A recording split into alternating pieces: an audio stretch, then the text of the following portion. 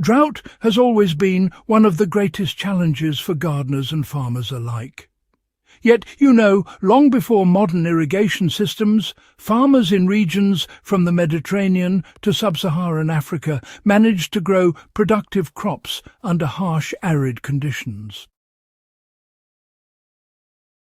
They did not rely on expensive pumps, hoses, or synthetic chemicals. Instead, they used techniques that worked with the natural behavior of water, soil, and plants to preserve moisture and boost resilience. Understanding these methods today can honestly transform modern gardening, especially in climates prone to heat waves and water scarcity. How ancient gardeners use soil structure to retain moisture naturally. The foundation of this forgotten trick lies in the soil itself. Ancient farmers knew that loose, friable soil absorbs and holds water far better than compacted dirt. They incorporated organic matter, mulches, and fine-textured clays to create a sponge-like medium. When rain fell, it penetrated deeply rather than running off the surface, and evaporation was slowed. Modern gardeners can replicate this by layering compost, leaf litter, and other organic residues into beds. Over time, the soil becomes a living reservoir, capable of sustaining crops long after rainfall stops. Mulching was really the secret weapon against drought. Mulch did more than just suppress weeds, it actually regulated temperature and moisture, which is quite remarkable. Thick layers of straw, leaves, or straw-like plant materials insulated the soil, keeping it cooler in summer and, reducing evaporation. Roots, as a result, remained hydrated for much longer, which reduced stress on plants and improved yields honestly. These days, many gardeners overlook the power of mulch, focusing instead on frequent watering, which is a bit of a shame. By covering soil with organic material, water stays in the ground far longer, and, plants require far less supplemental irrigation. So, how did contour planting and micro-catchments manage to collect every drop of water? Ancient civilizations would design their gardens and fields according to the lay of the land. Terracing, swales and small basins captured rainwater, slowing runoff and allowing it to seep into the soil. Even slight depressions in rows or around trees acted as mini reservoirs, you see. By directing water toward plant roots and away from erosion, farmers maximized every drop.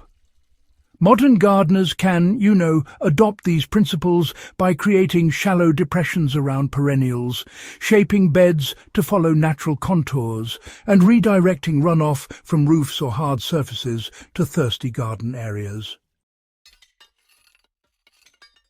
Why deep-rooted plants were key to surviving dry spells. Farmers historically paired shallow and deep-rooted species strategically.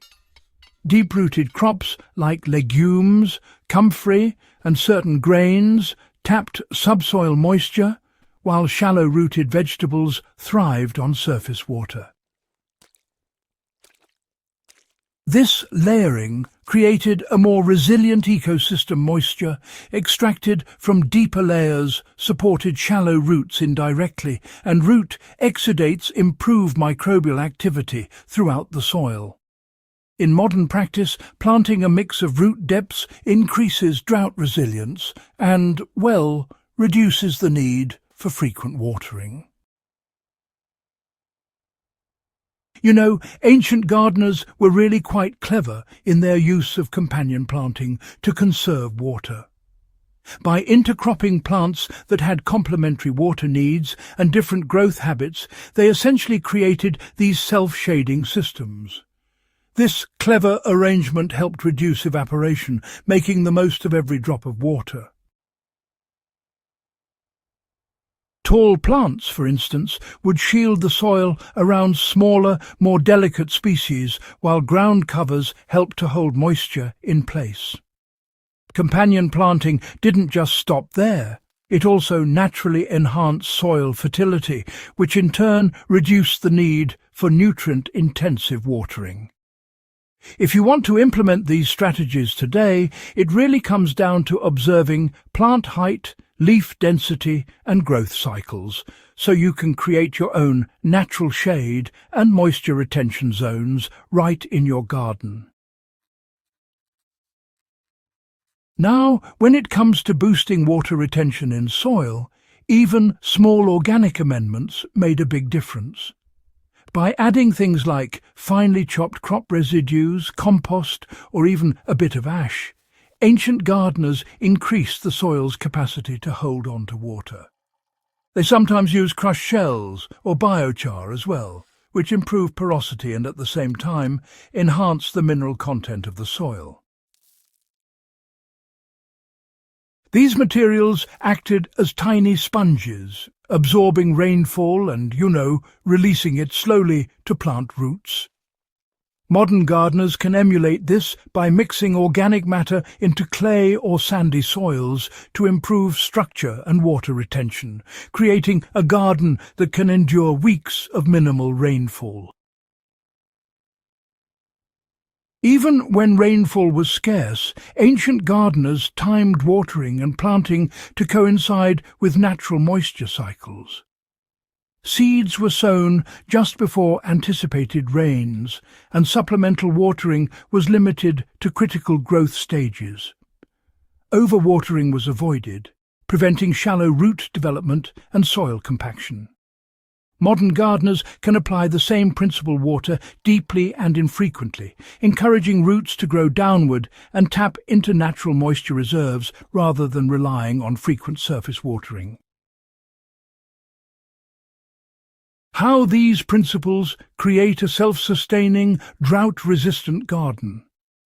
By combining mulching, contour planting, deep roots, companion planting, and organic amendments, ancient farmers created gardens that required minimal intervention even under extreme drought. Moisture was conserved, soil remained fertile, and plants thrived without constant human labour. Modern gardeners can achieve similar results, reducing water bills, labour and stress while producing abundant yields, all by working with natural systems rather than against them.